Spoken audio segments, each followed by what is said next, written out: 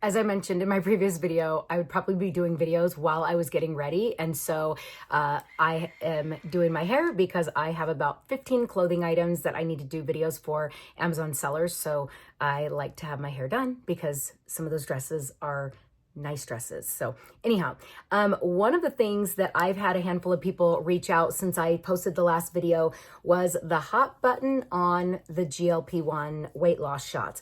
So I am grateful that I am me and do what I do, all of the different research, because I have a very different take than a lot of people on these shots. So sit back and pause this, go get Diet Coke, drink of champions, water, whatever, and don't like what I have to say, it is what it is. So, and what I'm saying, I'm not selling anything, so it is what it is. So basically, what I can tell you that I have researched is a couple of things. So first, I love what a friend of mine said that was a former Optavia coach. She was one of the top coaches. I saw her all the time at about 170 pounds. She's my height, 5'4", and no matter what she did, nothing would stick mentally. And she even paid $5,000 to be a never binge again coach. And she owned gyms, all these things, and nothing worked. And then when I had my doctor tell me to go on the shot at the lowest dose, and this has been a couple years ago, I was at my lowest weight. I was having major blood sugar issues. I weighed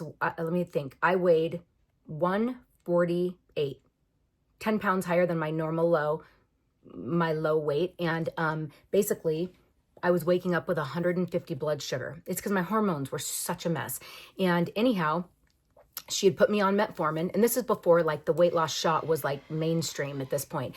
And she was like, okay, my numbers weren't getting better. I was type 2 diabetic pre-diabetic at 148 pounds. So basically we then upped my metformin to 1,000 milligrams twice a day.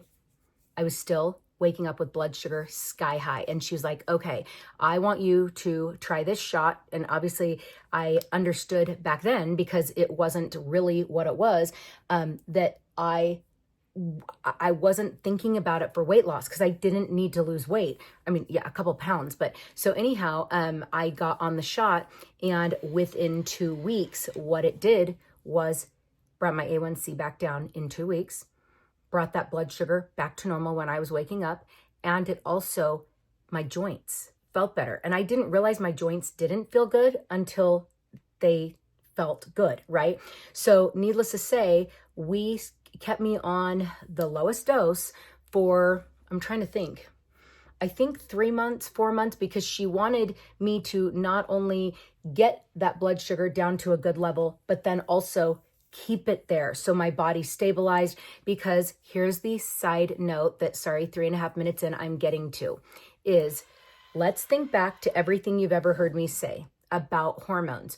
When you stabilize your blood sugar, then you start to stabilize your hormones, because when you are in up, down, yo-yo cycle, the whole 9 yards, you are creating massive levels of cortisol because your adrenals can't keep up with this fight or flight that you're creating nutritionally. So then your hormones go totally out of whack, and then forget it. Losing weight, not going to happen, right? And again, I'm so grateful that she had me do this. When I lost all my weight, I wouldn't have ever thought to do it because I did fine. It just took me freaking forever to get that weight off. But so anyway, what I knew was it was going to stabilize the hormones, so stabilize the adrenal glands and the cortisol and all of that. And by default, I might have lost 5 pounds over 10 weeks. I mean, again, I was on the lowest dose. That wasn't the purpose, was the weight loss, because all I needed to do was just drink less Diet Coke and the weight would have come off, right? Because I was still eating great. And that was the problem, is I was eating great and my blood sugar was still climbing. And it's because of all the cortisol that was going on with the stress of life and all of that kind of stuff. So basically, what I hope you are hearing me say is this. This is where it gets exciting. Hopefully you're still with me. Is if you go research GLP-1s, they are doing so many studies on, wait for it, rheumatoid arthritis, fibromyalgia, MS. Because when you stabilize the hormones, you stabilize the when you stabilize the blood sugar, you stabilize the hormones, which stabilizes inflammation. Are you following me? So that's the other thing. So what they're calling it, go Google it, is called microdosing. They are microdosing in these tests with people with RA, all of those things, all these autoimmunes, and keeping them on a low dose, not for weight loss, for stabilizing that blood sugar, to stabilize the hormones, to stabilize the inflammation. So then fast forward, go Google this, it's really cool, is that they are also testing this in people with Alzheimer's, because, and this is not why people have Alzheimer's, but as we know, when there's inflammation in the body, there's inflammation in the brain. And anybody that has hormone issues, they are going to tell you they have brain fog. Well, they're also normally dealing with a lot of inflammation. It's not only, the brain fog isn't only from inflammation. It's from the sky high cortisol, the adrenals failing, things like that. But it's also from all over inflammation, including the brain. You get more headaches, all those kind of things. They are seeing huge strides with people with Alzheimer's, and not memory, it doesn't reverse it, but they are finding that it is helping a ton and slowing down the progression. So my point is this, is that I have that friend who was an Optavia coach, all of those kind of things. And when my doctor a couple years ago was like, you have to get on this for your blood sugar, and I did, I joined a bunch of groups to learn about it because I was scared to death, because I was like, I do not know what this thing is. And one of the things that I learned is, if you're taking it and you do not handle your gut health correctly, you're going to get constipated. You're going to, all these things. So that'll be a different video, because trust me, there's a lot of tricks to make those medications work, regardless of whether it's for weight loss, inflammation, any of those things. But so I talked to her and I saw her. Remember, I said she was normally about 170 pounds. And in this one group I found on, I think it was Mounjaro or Trizepatide or Semiglutide, I don't remember.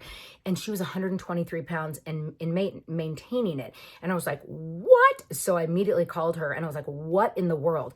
And so I started talking to her, and of course I said, well, what's your maintenance? And she goes, well, I normally will just do the smallest dose, like every 2 weeks, just to keep that blood sugar balance, to keep the noise in my head at bay, all of that kind of stuff. So naturally, my question was, well, when are you going to get off of it? Right? Because nobody wants to be on medications the rest of their life, and you don't want to be addicted and blah, blah, blah, blah, blah.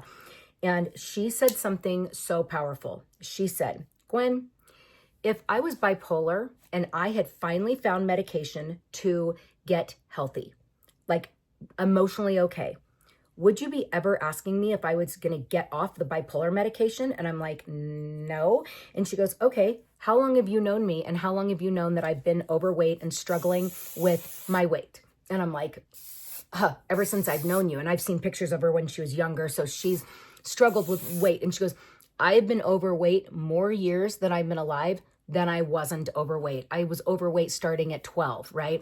And not that 170 is severely overweight, but she has always said, I've had at least 40 pounds to lose since I was 14, right?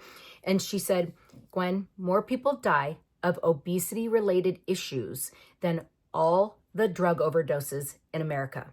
Yet we can walk down the road with McDonald's in our hand and nobody questions that. But then a heroin addict can't walk down the road with a heroin needle hanging out of their arm, right? So it's this whole like weird thing about it. But she goes, I have mental issues around food. Anybody that has been overweight their whole life and struggles to keep it off when they do, there's a level of a mental component that no life book is going to undo, because normally we have those issues because of a childhood trauma that no weight loss program is going to fix. Many of us need severe therapy. And I'm like, okay, right. And she goes, so again, if you knew I had a mental disorder in a sense due to childhood trauma that was causing all of this, or even somebody like that is married to somebody that is like causing issues, right? It's current trauma, past trauma. She's like, okay, so do you think it's better for me to be on a medication that regulates me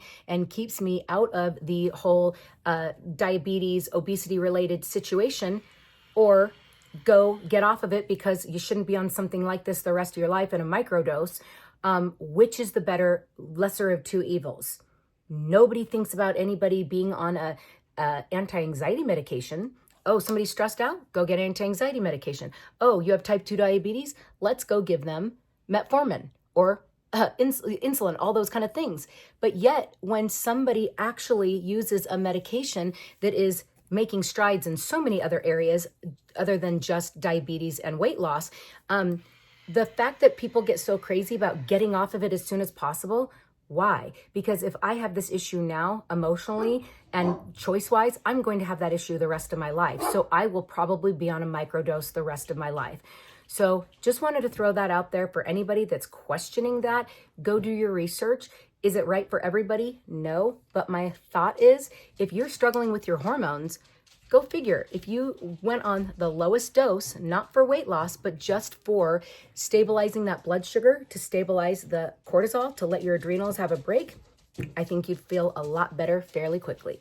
Oh, and I figure it's not fair to show you the final reveal. So this is how I do it. This holds my hair. There's no other curling iron that will hold my hair. And I have it on the lowest heat and use heat protectant, and it will not stay this curly. It actually stays fairly curly, but this is my key to having curled hair all day long. So there you go.